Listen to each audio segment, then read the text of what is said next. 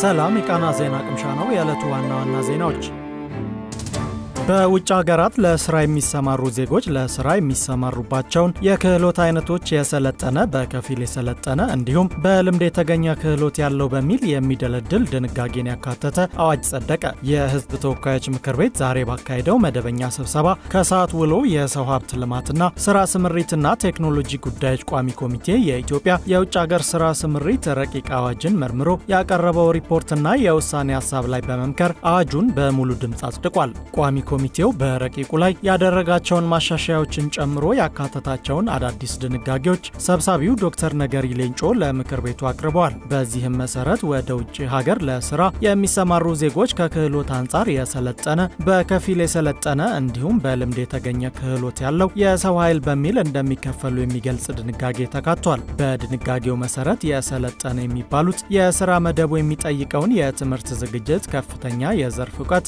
የሙያና የስራ ልምድ የሚያሟሉ እንዲሁም በሚቀጠሩበት የስራ መስክ አግባብ ካለው የምዘና ማዕከል የሙያ ብቃት ማረጋገጫ ማስረጃ ያላቸው እንደሆኑ ይደነግጋል። እንዲሁም በከፊል የሰለጠነ የሚባሉት የስራ መደቡ የሚጠይቀውን የትምህርት ዝግጅት በከፊል የሚያሟሉ ከፊል የዘርፍ ዕውቀት በትምህርት ወይንም በልምድ ያላቸውና የሚሰማሩበት የስራ መደብ ከፍተኛ የሙያ ክህሎት የማይጠይቅ ሲሆን በሚቀጠሩበት የስራ መስክ አግባብ ካለው የምዘና ማዕከል የሙያ ብቃት ማረጋገጫ ማስረጃ ያላቸው መሆን እንዳለባቸው ተገልጿል። በልምድ የተገኘ ክህሎት ያለው የሰው ኃይል የሚባሉት ደግሞ ሰራተኛው የትምህርት ዝግጅት ባይኖረውም በልምድ የተገኘ ዕውቀትና ክህሎት ኖሮት የስራ መደቡ የትምህርት ዝግጅት የማይጠይቅና ስራው ተደጋጋሚ እንዲሁም በአመዛኙ የሰራተኛውን ጉልበት የሚጠይቅ ሲሆንና በሚቀጠርበት የስራ መስክ እንደየአስፈላጊነቱ አግባብ ካለው የምዘና ማዕከል የሙያ ብቃት ማረጋገጫ ማስረጃ ያለው መሆን አለበት ተብሏል። አዋጁ ለስራ ወደ ውጭ ሀገር የሚሄዱ ሰራተኞች የሕክምና ወጪያቸውን አሰሪዎቻቸው እንዲሸፍኑ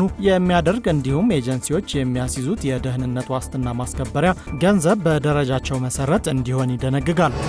የትራምፕ አስተዳደር ሀገራቸው ለሰብአዊ እርዳታ ሰጥ የነበረውን ድጋፍ መሰረዛቸውን ተከትሎ በሚቀጥሉት 5 ዓመታት 14 ሚሊዮን ሰዎች ሊሞቱ እንደሚችሉ ጥናት አመላከተ። ላንሴት የተሰኘው ተቋም ይፋ ያደረገው ይሄው ጥናት የወጣው የዓለምና የንግድ መሪዎች በዚህ ሳምንት በስፔን ለተባበሩ መንግስታት ድርጅት ጉባኤ በተሰበሰቡበት ወቅት ነው። ጥናቱም የትራምፕ አስተዳደር ድጋፉን መሰረዙን ተከትሎ እንደ አውሮፓውያን አቆጣጠር በ2030 ለአደጋ ተጋላጭ ከሆኑ ሰዎች መካከል ከ14 ሚሊዮን በላይ ሰዎች ሊሞቱ እንደሚችሉ ጠቁሟል። ከዚህም ውስጥ ሲሶ የሚሆኑት ህፃናት መሆናቸውንም ጥናቱ ማመላከቱን አዣንስ ፍራንስ ፕሬስ ዘግቧል። እንደ ዓለም አቀፍ ተመራማሪዎች ቡድን ከ133 ሀገራት በተገኘው መረጃ መሰረትም ከ2001 እስከ 2021 ባለው ጊዜ ውስጥ የዩኤስኤይድ ድጋፍ በታዳጊ ሀገሮች ውስጥ 91.8 ሚሊዮን ሰዎችን ከሞት ታድጓል። ይህም አሃዝ በታሪክ እጅግ አስከፊ ግጭት በሆነው የሁለተኛው የዓለም ጦርነት ወቅት ከሞቱ ሰዎች አሃዝ ይልቃል። የጥናቱ አስተባባሪና የባርሴሎና የዓለም አቀፍ ጤና ኢንስቲትዩት ተመራማሪ ዴቪድ ራሴላ ድጋፉ በድንገት መቆሙ ለሁለት አስርት ዓመታት በተጋላጭ ህዝቦች ጤና ላይ የታየውን እድገት እንዲገታ አልፎም የመቀልበስ አደጋ መደቀኑን መናገራቸውን ዘገባው አክሏል።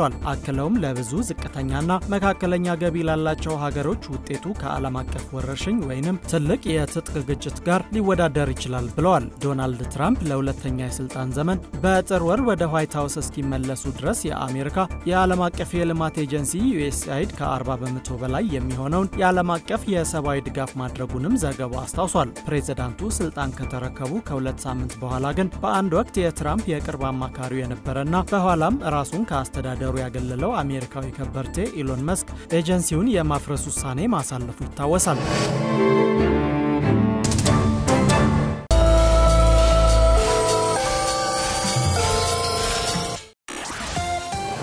ላለፉት 2 አስርት ዓመታት የህዝብና ቤት ቆጠራ ሳይካሄድ የተደረገው የበጀት ድልድል ግምታዊ መሆኑን በመጥቀስ ፍትሐዊነቱን አስመልክቶ በህዝብ ተወካዮች ምክር ቤት አባላት ጥያቄ ተነሳ። ምክር ቤቱ ዛሬ ባካሄደው መደበኛ ስብሰባ በፌዴራል መንግስት የ2018 ረቂቅ በጀት ላይ የገንዘብ ሚኒስትሩ አህመድ ሺዴ በተገኙበት በዝርዝር ተወያይቷል።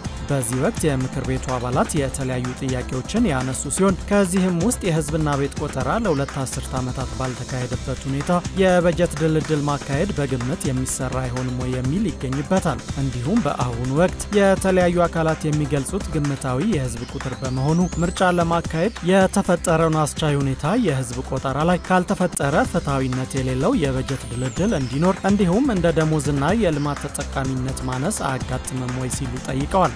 በተጨማሪም በጦርነቱ ምክንያት የወደሙ ንብረቶችን መልሶ ለማቋቋም የተዘጋጀው በጀት እዚህ ግባ የሚባል አይደለም፣ ይህ ለምን ሆነ የሚል ጥያቄም ተነስቷል።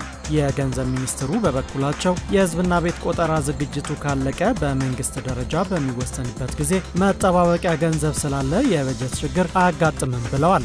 አሁን ባለው መረጃ መሰረት የሚቀጥለው ዓመት ምርጫ የሚካሄድበት በመሆኑ የህዝብ ቆጠራ ደግሞ ብዙ የዳሰሳ ጥናት ወይንም ሰርቬ የሚፈልግና ምቹ ሀገራዊ ሁኔታ ያለበት መሆኑ ታሳቢ ተደርጎ የሚሰራ በመሆኑ ከአንድ ዓመት በኋላ የሚተገበር ሊሆን ስለሚችል ያን ጊዜ በበጀት እንደሚካተት ጠቁመዋል። መልሶ ማቋቋምን በሚመለከት ደግሞ በጀት በየዓመቱ ሲያዝ የነበረ እንደሆነና የዓለም ባንክ ፋይናንስ የሚያደርገው ፕሮጀክት ተግባራዊ እየተደረገ መሆኑን ገልጸዋል። እንዲሁም ተጨማሪ ትልቅ ፋይናንስ ይገኝበታል ወይንም ይሰበሰብበታል ተብሎ የታሰበ ከልማት አጋሮች የሚጠበቅ ገንዘብ መኖሩን ገልጸው በመንግስት የተመደበው ለመነሻ ስለሆነ በቂ ላይሆን ይችላል ሲሉ ምላሽ ሰጥተዋል።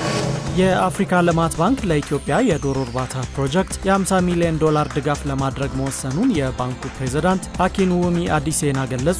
ፕሬዝዳንት አዲሴና ይህን የገለጹት በስፔንሲቪያ ከተማ መካሄድ በጀመረው ዓለም አቀፉ የዘላቂ ልማት ፋይናንስ ኮንፈረንስ ላይ ነው። በኢትዮጵያ በኩል ኮንፈረንሱን በግብርና ሚኒስትሩ ዶክተር ግርማ አመንቴ የተመራ ልዑክ እየተሳተፈ ይገኛል። የአፍሪካ ልማት ባንክ ፕሬዝዳንት ተቋማቸው የኢትዮጵያ የሌማት ትሩፋት አካል የሆነውን የዶሮ እርባታ ፕሮጀክት በ50 ሚሊዮን ዶላር ለመደገፍ መወሰኑን ይፋ አድርጓል። በመድረኩም ዶክተር ግርማ የኢትዮጵያ የሌማት ትሩፋት ኢኒሼቲቭ ድህነትን ለመቀነስና የምግብ ዋስትናን ለማረጋገጥ ከፍተኛ ሚና እየተጫወተ እንደሆነ ጠቁሟል። ትላንት የተጀመረው ኮንፈረንሱ ለ4 ቀናት እንደሚቆይ ይጠበቃል። ለአፍሪካ ሀገራት የኢኮኖሚ ልማት ፕሮጀክቶች ብድርና ድጋፍ ለመስጠት እንደ አውሮፓውያን አቆጣጠር በ1964 የተቋቋመው የአፍሪካ ልማት ባንክ ከአንድ ወር በፊት አዲስ ፕሬዝዳንት እንደተሾመለት ይታወሳል።